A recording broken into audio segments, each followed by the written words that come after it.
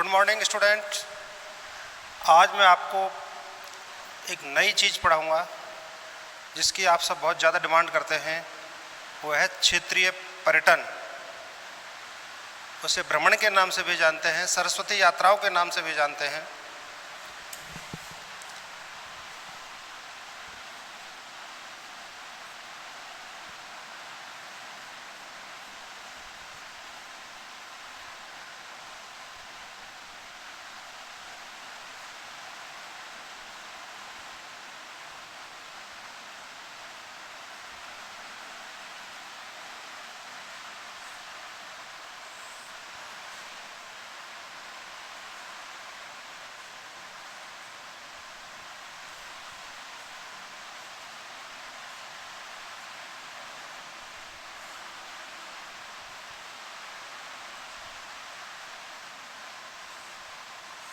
यह एक ऐसी विधा है जिसमें बालक सबसे ज़्यादा इंटरेस्टेड रहता है।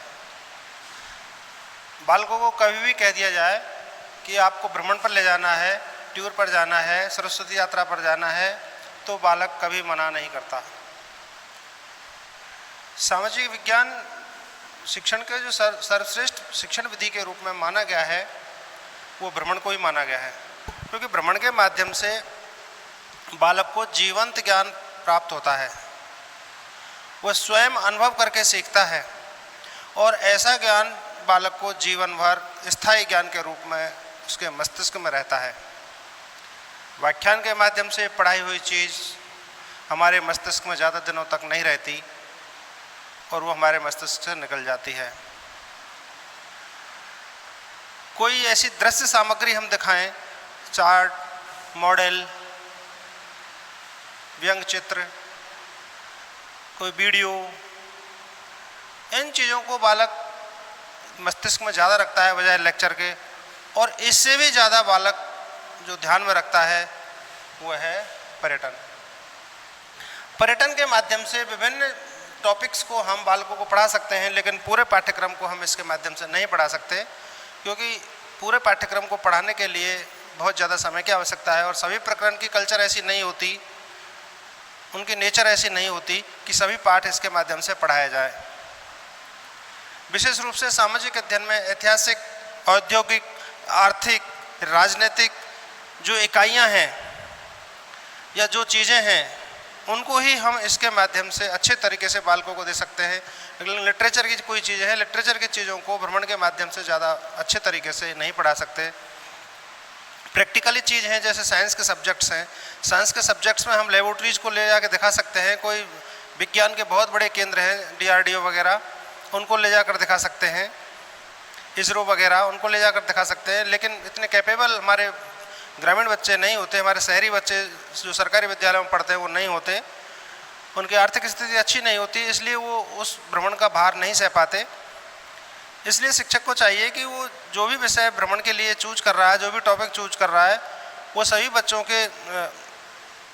बच्चे उसे कैपेबल हों, सभी बच्चे उसे बहन कर सकें, ऐसा कोई टॉपिक हमें चुनना जाना चाहिए। सर्वप्रथम इसकी जब बात करी, प्रोफेसर रैन ने इसकी बात की थी। प्रोफेसर रैन,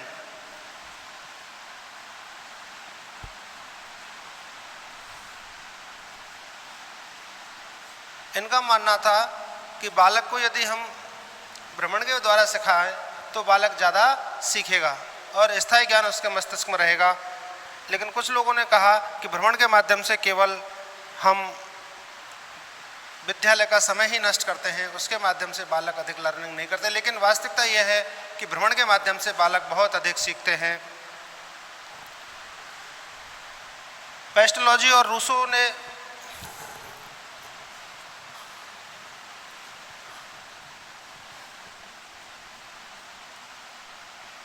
पेस्टोलॉजी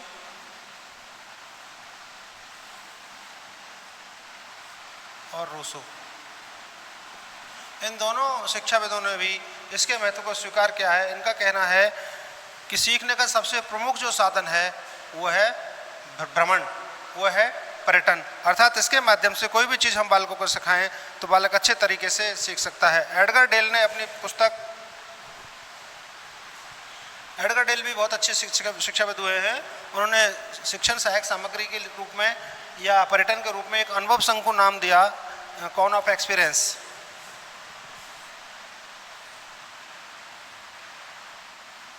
उन्होंने इसके 3 भाग किए। बालक देखकर 15% सीखता है, सुनकर 15% सीखता है, देखकर 30% सीखता है और देख और सुनकर 90% सीखता है। यानी देखकर, सुनकर और अनुभव करके। देखना,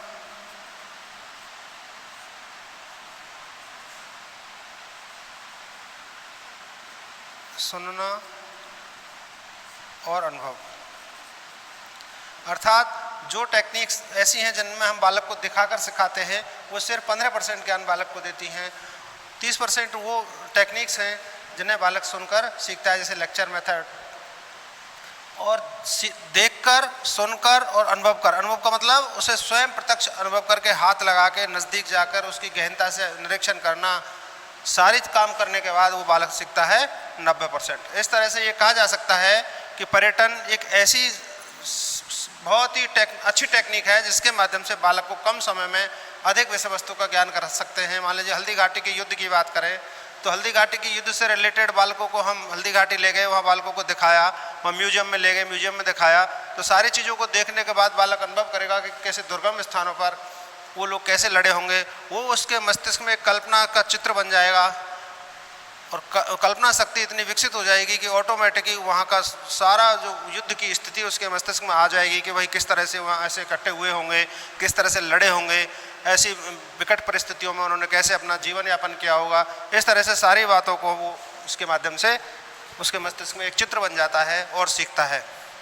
जब कभी भी बालक से हल्दी घाटी की बात करें तो वो कहेगा एक बार हम हल्दी घाटी गए थे और हमने ये देखा, वो देखा, वो देखा, सारी चीज़ों को वो हु डिटो आपको बता देगा कि भाई इस तरह से हमने वहाँ ये चीज़ें देखी। अर्थात और जब एक दूसरा पाठ आप लेक्चर के माध्यम से पढ़ाएंगे उसके बारे में जब आप चर्चा करेंगे तो बालक बोलेंगे तो ज़रूर, लेकिन इतने अच्छे तरीके से इतने कॉन्फिडेंट नहीं रहेंगे बालक जितने कॉन्फिडेंट वो उस भ्रमण के माध्यम से सीखी हुई बातों के प्रति रहेंगे। एडगर डेल ने audio visual methods in teaching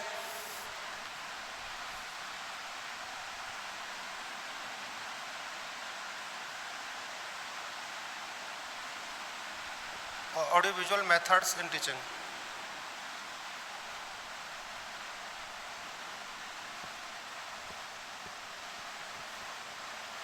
ये उन्होंने एक पुस्तक लिखी, एडगर डेल।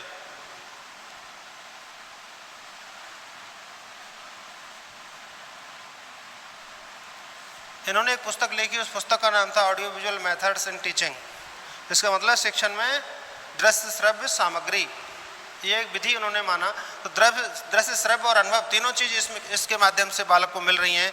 तो इनका कहना है कि सबसे श्रेष्ठ जो विधि है पढ़ाने की वो पर्यटन विधि है। इसके माध्यम से आसानी से हम बालकों को सारा ज्ञान प्रदान कर सकते हैं।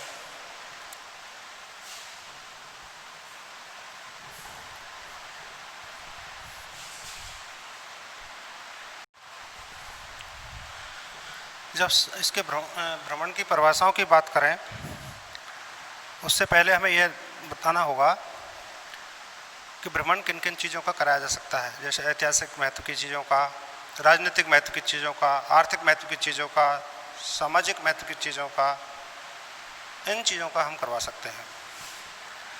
बात आती है कि भ्रमण की परिभाषाएं क्या हैं।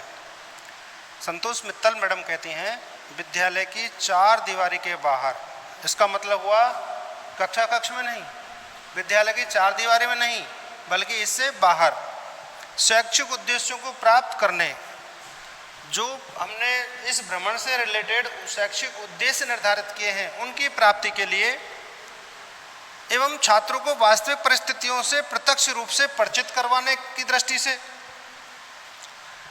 छात्रों को वास्तविक परिस्थितियों से, यानी वास्तविक चीज़ें कैसी थी। जैसे हम मान लीजिए हल्दी घाटी ये पढ़ा रहे हैं, हल्दी घाटी के बारे में कक्षा में बालकों को बताएंगे तो उनको वास्तविक अनुभव नहीं होगा। उनके दिमाग में कल्पना तो बनेगी, एक काल्पनिक चित्र तो बनेगा, लेकिन वास्तविकता को नहीं जान पाएंगे। लेकिन यदि बालकों को वहाँ ले जाया जाए और वहाँ की वास्तविक स्थितियों से परिचित करवाया जाए तो उनको प्रत्यक्ष ज्ञान, प्रत्यक्ष रूप से परिचित होंगे। इसीलिए जो भ्रमण करवाया जाता है उसे हम क्षेत्र पर्यटन या भ्रमण कहते हैं। ये संतोष मित्तल मैडम कहती हैं कि विद्यालय की चार दीवारी के बाहर शैक्षिक उद्देश्यों की प्राप्ति के लिए, बालकों को प्रत्यक्ष अनुभव कराने के लिए जो भ्रमण हम करवाते हैं वो शैक्षिक भ्रमण है, क्षेत्र पर्यटन है। दूसरा है मिस्टर मुफात के अनुसार बाह्य भ्रमण एक प्राकृतिक प्रयोगशाला है। इन्होंने इसको लेबोरेटरी माना है। जिस तरह से लेबोरेटरी में किसी चीज़ को हम सिद्ध करते हैं विभिन्न प्रयोगों के द्वारा, तो बाहर जाकर जो चीज़ हमने थ्योरेटिकल पढ़ी थी, मौखिक रूप से पढ़ी थी, उस चीज़ को हम प्रूव कर रहे हैं वहाँ जाके कि वो चीज़ें वास्तव में ही ऐसी थी, जिससे छात्रों को पूर्ण सामाजिक जीवन के लिए, मतलब पूरे सामाजिक जीवन के लिए उपयोगी ज्ञान प्राप्त होता है, जो उनके पूरे जीवन भर काम आएगी। वो सारी चीज़ें भ्रमण के माध्यम से बालकों को वहाँ सीखने को कुछ न कुछ मिलती है। जैसे सामाजिकता का ज्ञान होता है, सहयोग का ज्ञान होता है, वहाँ की कल्चर का ज्ञान होता है, वहाँ की परिस्थितियों का ज्ञान होता है, वहाँ के जो मुख्य हीरो थे, जैसे इधर महाराणा प्रताप थे, उधर महाराजा मान सिंह थे मुगल सेना की ओर से, उन दोनों की भूमिकाएँ, उन दोनों की सेनाएँ, उनकी क्वांटिटी, सारी चीज़ का हमें यहाँ पता चल जाता है जब हम वहाँ प्रत्यक्ष रूप से जाकर देखते हैं। उससे रिलेटेड म्यूजियम में जाकर देखते हैं महाराणा प्रताप का भाला कैसा था, महाराणा प्रताप की तलवार कैसी थी, उनका कवच कैसा था, उनकी ढाल कैसी थी, सारी चीज़ों की जानकारी हमें वहाँ प्रत्यक्ष रूप से देखने को मिलेगी। यदि किसी बालक को यह कहा जाए कि महाराणा प्रताप 80 किलो की तलवार लेकर, 80 किलो का भाला लेकर, 80 किलो का कवच लेकर और जब वो युद्ध पर जाते थे, तो बालक सोचेगा कि ये गलत है। क्यों? क्योंकि आज के युग में ये अकल्पनीय है, इतना वजन लेकर कोई आदमी नहीं चल सकता।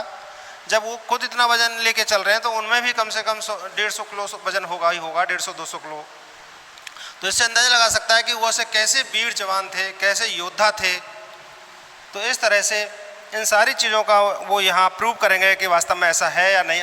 ये जो प्राकृतिक प्रयोगशाला जो बताई है, प्रकृति की प्रयोगशाला, वहाँ जाकर वो देखेगा कि नेचर की स्थिति क्या है, वास्तव में नेचर ने वहाँ ऐसी स्थितियाँ पैदा की थी क्या, उन सारी चीज़ों को वो यहाँ प्रूव करेगा। यह कहते हैं मुफात। तीसरी जो पर्यटन परिभाषा है वो मेरी अपनी है, जिसमें क्षेत्र पर्यटन विद्यालय के बाहर स्वतंत्र पर्यावरण में प्रत्यक्ष अनुभव द्वारा ज्ञान प्रदान करने की एक तकनीक है। यानी विद्यालय की 4 दीवार से बाहर ले जाकर स्वतंत्र पर्यावरण, मतलब बालकों के ऊपर किसी भी प्रकार का कोई प्रेशर नहीं और वो सीखें आसानी से। प्रजातांत्रिक माहौल, सामाजिक माहौल उनको दें, प्रत्यक्ष अनुभव द्वारा ज्ञान प्रदान करने की एक तकनीक है। बालकों को स्वतंत्र छोड़ दिया जाए, मार्गदर्शन उनका कर दिया जाए, क्या क्या सावधानियां बरतनी है वो सब बता दिया जाए, किन किन चीज़ों को, महत्वपूर्ण चीज़ों को नोट करना है वो बता दिया जाए, तो सारी चीज़ें वो प्रत्यक्ष ज्ञान प्राप्त करेंगे, जिसे प्रत्यक्ष ज्ञान की आधारशिला भी कहते हैं। यानी स्वयं प्रत्यक्ष रूप से तात्पर्य है अपने आप से कनेक्टेड करके, डायरेक्ट, सीधी। तो इस तरह से हम ये कह सकते हैं कि पर्यटन या क्षेत्रीय भ्रमण बहुत ही उपयोगी तकनीक है और इस तकनीक को सामाजिक विज्ञान विषय में बहुत ही महत्वपूर्ण तकनीक के रूप में प्रयोग किया गया है। एडगर डेल ने तो इसको बहुत ही वकालत की है और उन्होंने कहा है कि इसके माध्यम से जो बालक सीखते हैं उसे 90% वो कभी भी नहीं भूलते। 90% ज्ञान उनके मस्तिष्क में बना रहता है। सिर्फ यही एक अनूठी विधि है पूरी दुनिया में जो इतना ज़्यादा ज्ञान बालक अपने मस्तिष्क में रखता है। अब बात आती है कि क्षेत्रीय पर्यटन के उद्देश्य क्या है, इसको क्यों करवाते हैं। इसके उद्देश्य मैं बताता हूं आपको।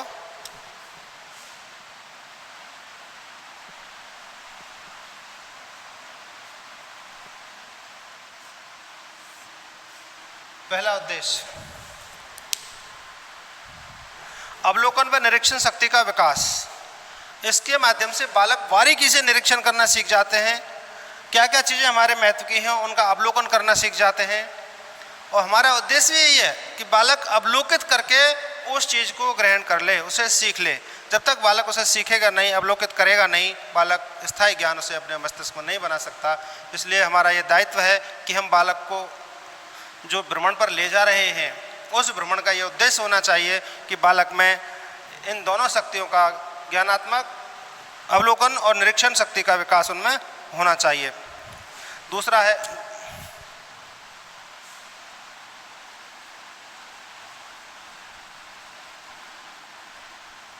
अवलोकन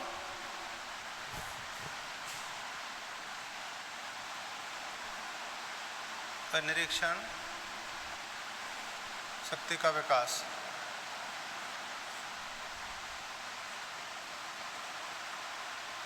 दूसरा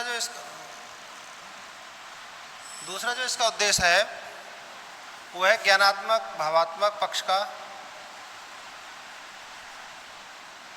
ज्ञानात्मक व भावात्मक पक्ष का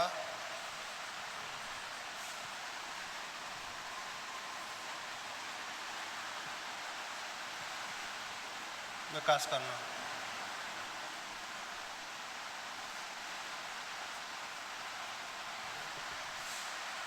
जब बालक प्रत्यक्ष रूप से किसी चीज़ को देखेगा तो उसको ज्ञान मिलेगा, उसको नॉलेज मिलेगी और उस नॉलेज के माध्यम से ही वो अंडरस्टैंड करेगा, समझेगा और उसके अंदर भावात्मक एक लगाव पैदा होगा कि हमारी रक्षा के लिए, मेवाड़ की रक्षा के लिए, मानवता की रक्षा के लिए मुगलों के सामने महाराणा प्रताप ने अपने घुटने नहीं टेके। इससे हमारे अंदर वीरता का भाव पैदा होता है। हमारे जो हीरोज़ थे वो, उन हीरोज़ के प्रति हमारा लगाव होता है, अट्रैक्शन होता है और उनके कुछ गुणों को हम अपने आप में लेने की पूरा प्रयास करते हैं कि महाराणा प्रताप ने मुगलों के सामने, विदेशियों के सामने घुटने नहीं टेके तो हम क्यों टेके। उसी भाव के कारण हमारे कुछ स्वतंत्रता सेनानियों में भी ऐसे भाव पैदा हुए थे और हम लोगों के अंदर भी चारित्रिक विकास होता है, सामाजिक विकास होता है। उन गुणों को हम हमारे अंदर ग्रहण करते हैं। यह पर्यटन के माध्यम से संभव है। यदि कक्ष में ही हम उन चीज़ों को दिखाएं, एक चार्ट ला के दिखा दें, फर्क तो उसका पड़ेगा, बालक सीखेंगे, लेकिन भ्रमण के माध्यम से जो भावात्मक और ज्ञानात्मक पक्ष का बालक के अंदर जो विकास होगा वो उस चार्ट के माध्यम से या मौखिक रूप से पढ़ाई हुई विषय वस्तु के माध्यम से नहीं होगा। तीसरी जब बात करते हैं तो अस्पष्ट तथ्य क्रियाएं, अस्पष्ट तथ्य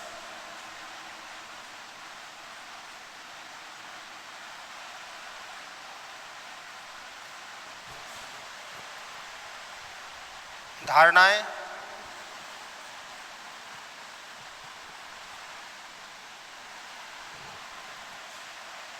आदि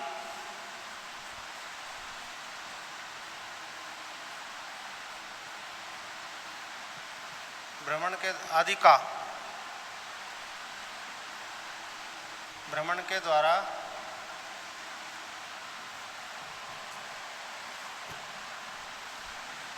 स्पष्टीकरण करना।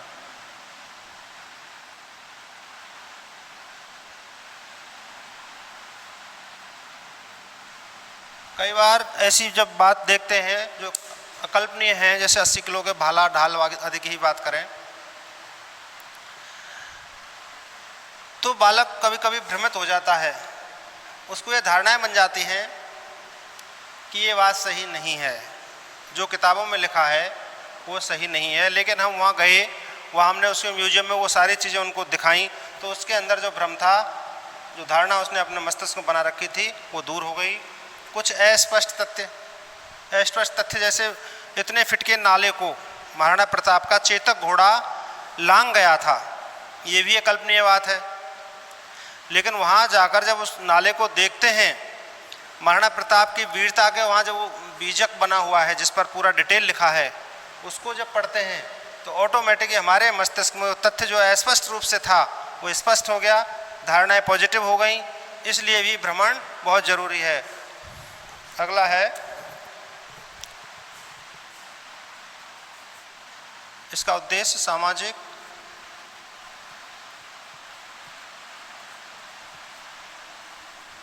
औद्योगिक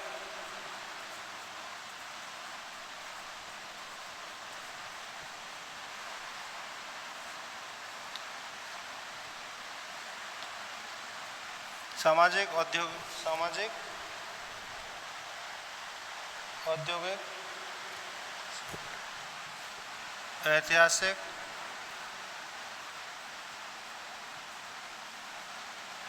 भौगोलिक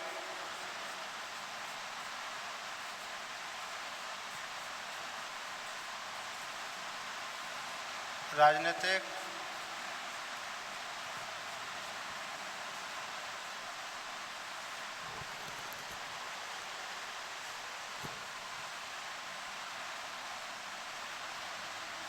केंद्रों का ज्ञान कराना,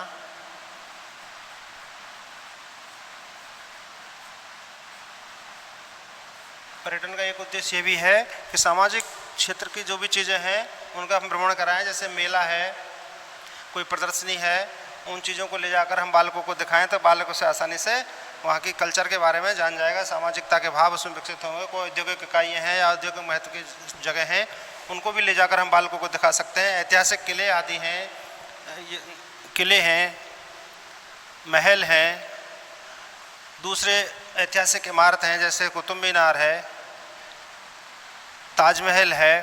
ऐसी चीज़ों की स्थापत्य कला के बेजोड़ नमूने बालकों को दिखाए जा सकते हैं।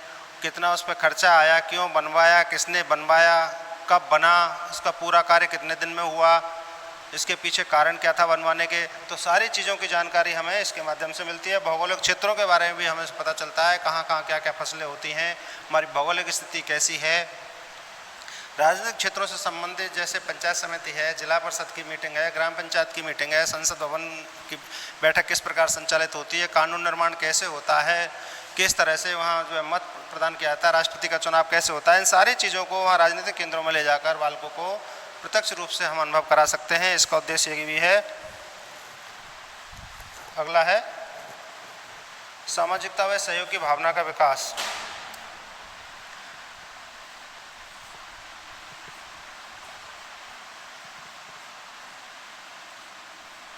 सामाजिकता व सहयोग की भावना का विकास।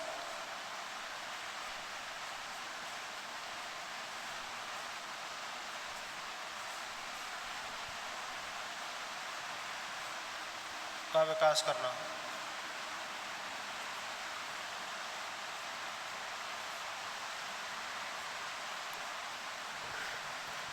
क्षेत्र पर्यटन का एक और उद्देश्य है सामाजिकता व सहयोग की भावना का विकास।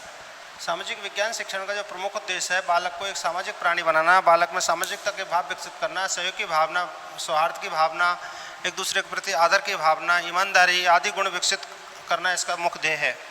भ्रमण का भी यही उद्देश्य है कि बालक में सामाजिकता और सहयोग के गुण विकसित हों, उसे वो सामाजिकता की भावना उसके अंदर पैदा हो जाए, किसी भी समाज के लिए, किसी भी जाति धर्म आदि उसके मस्तिष्क से निकल जाए और उनसे ऊपर उठकर वो एक मानव समाज की बात करे, विश्व समाज की बात करे, ऐसी भाव उसके अंदर पैदा हो जाए, इसका यही उद्देश्य है। एक दूसरे बालकों के प्रति सहयोग करने की भावना उसमें विकसित हो जाए। कहीं भी कोई बालक कष्ट में है, कोई बीमार हो गया, किसी का एक्सीडेंट हो गया, कोई दुर्घटना हो गई, तो उसे उठाकर बालक हॉस्पिटल पहुंचाए, उसके साथ रहे जब तक उसके गार्जियन नहीं आए। तो इस तरह की भावनाएं सामाजिक विज्ञान शिक्षण के माध्यम से बालकों में पैदा करना क्षेत्रीय पर्यटन का प्रमुख उद्देश्य है। अगला है छात्रों को मनोरंजन में आनंद की छात्रों को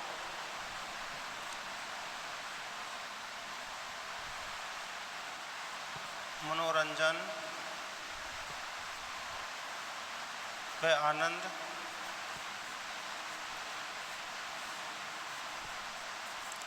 की अनुभूति कराना।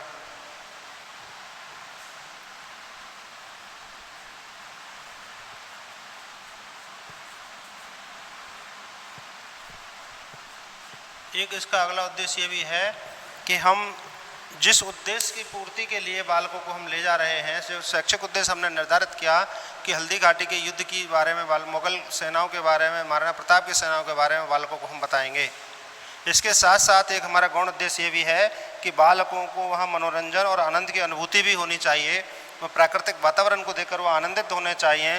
उनकी जो बोरियत कक्ष में हो रही थी या टूर में जो बोरियत हुई है, उस बोरियत को दूर किया जा सके। इस तरह से जब वहाँ रुकते हैं तो वहाँ सांस्कृतिक साहित्यिक कार्यक्रम आदि भी करवाए जाते हैं, जिससे संस्कृति के प्रति और साहित्य के प्रति भी बालकों में रुझान बढ़ता है और साथ ही साथ मनोरंजन और आनंद की प्राप्ति भी होती है। कोई हास्य कविता बोल रहा है, कोई चुटकुले बोल रहा है, कोई विभिन्न प्रकार के खेल भी अगर जगह है तो वहाँ खेल भी करवा सकते हैं।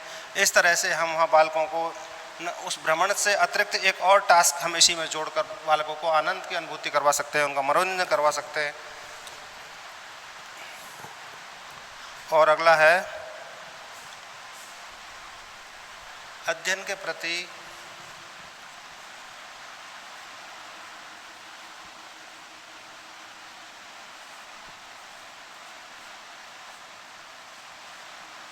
अध्ययन के प्रति रुचि व प्रेरणा जागृत करना।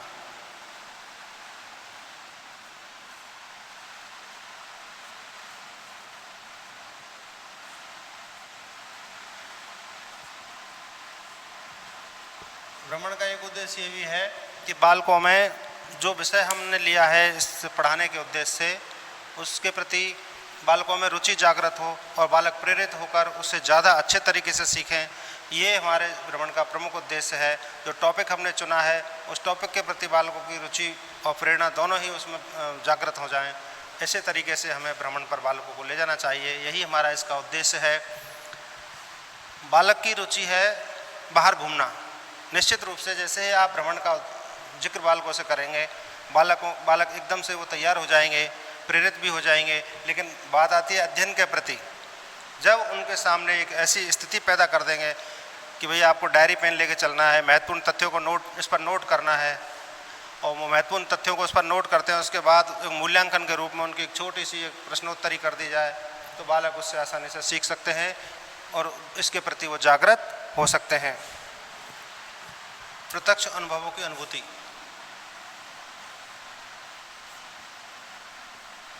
प्रत्यक्ष अनुभवों की अनुभूति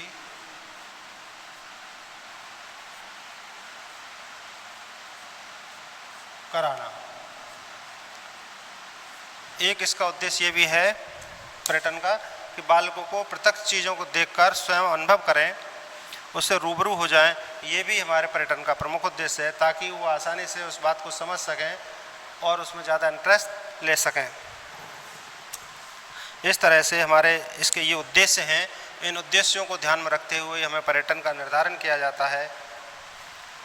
अब बात आती है कि पर्यटन इसके बेस क्या हैं, इसके आधार क्या हैं। हम इसका आयोजन जब करवाते हैं तो क्या कोई आधार है या ऐसे ही ले जाते हैं बालकों को? तो वो आधार क्या क्या है वो मैं आपको बताता हूँ। क्षेत्र पर्यटन के आधार।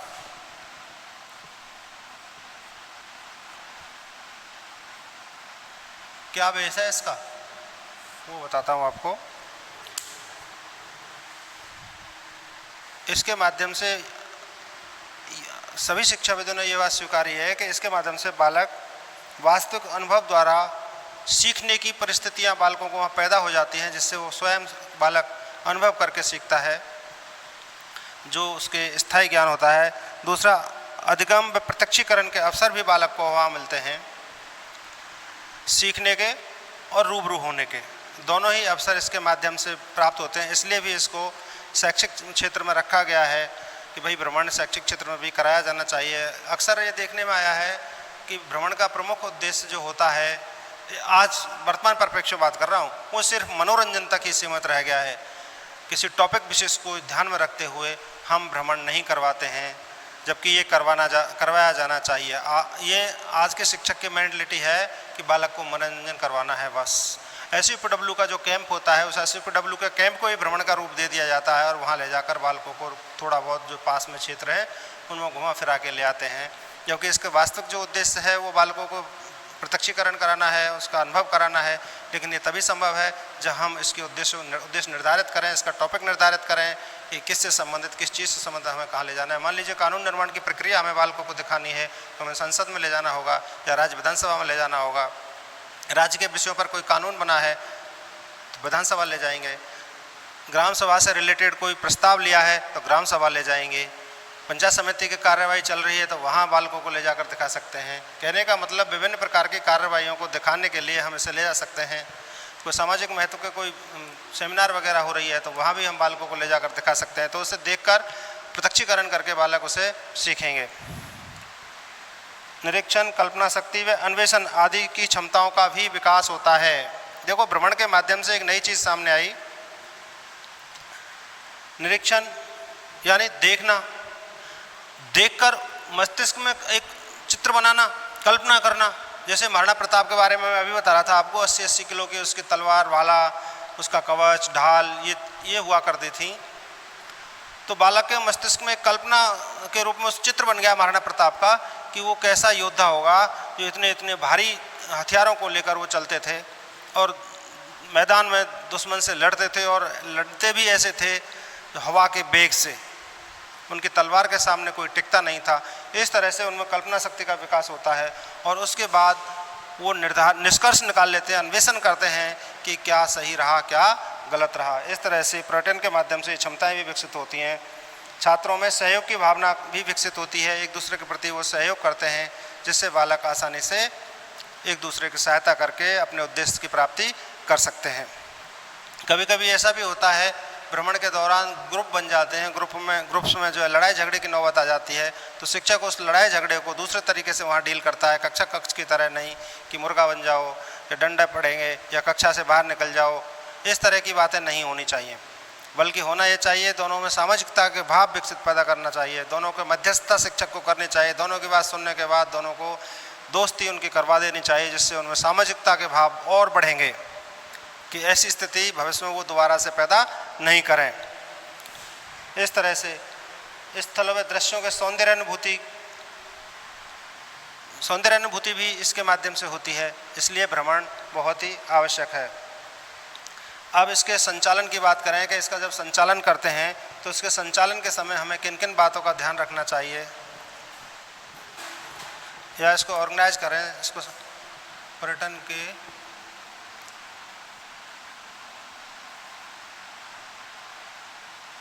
संचालन के समय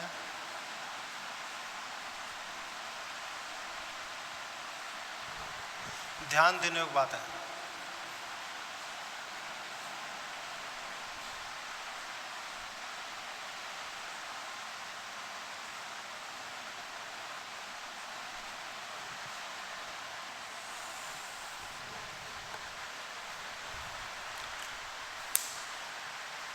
सबसे पहली जो बात है, हमें यह निर्धारित कर लेना चाहिए कि हम भ्रमण क्यों करवा रहे हैं। इससे तात्पर्य है कि भ्रमण के उद्देश्यों का निर्धारण बहुत ज़रूरी है। यदि हम उद्देश्यों का निर्धारण नहीं करवाते हैं तो हमारा भ्रमण ज़्यादा इफेक्टिव नहीं है।